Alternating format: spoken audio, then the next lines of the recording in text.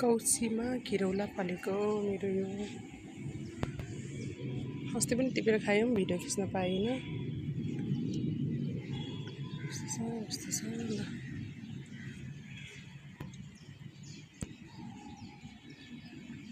एक फिट भन्दा अलि बढी छ। कौसी चाहिँ यस्तो छ, झ्याम्मै परेछ। सिमी पनि छ यसमा, भित्र पनि छ। एउटा प्लास्टिकले मोडेर राखेको छ। अब काट्नु पर्यो यसलाई।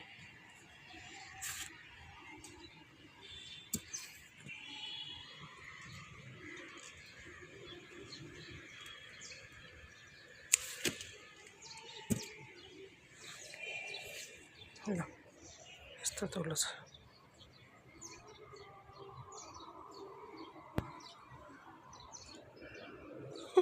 केही देखिएको छैन।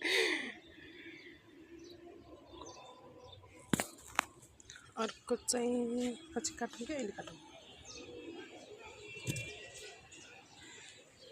सानो छ कि जस्तो लागेको छ, काटौँ यो पनि।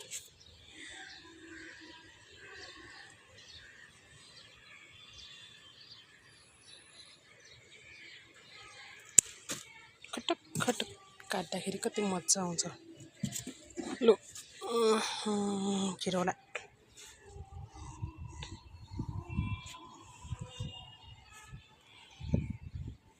घिरौला फल्यो। बदमासहरू छ यहाँ चाहिँ। यस्तो फलेछन् यो सबै बदमासहरू। अलिअलि साग बिही, काङकुङ साग यस्तै छ। यहाँ चाहिँ लहरे आँप छ, ड्रागन फ्रुट छ, अन्जिर पनि छ।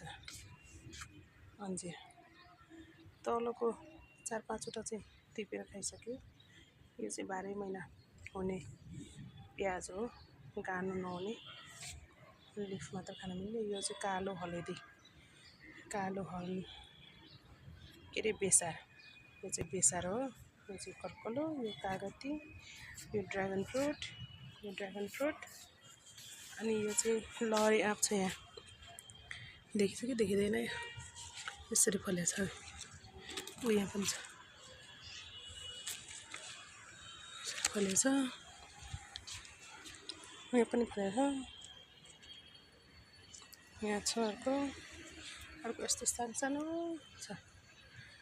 लहरे आँप चाहिँ फल्ने रहेछ, गानै पछि फल्ने रहेछ लहरे आँप चाहिँ। यसरी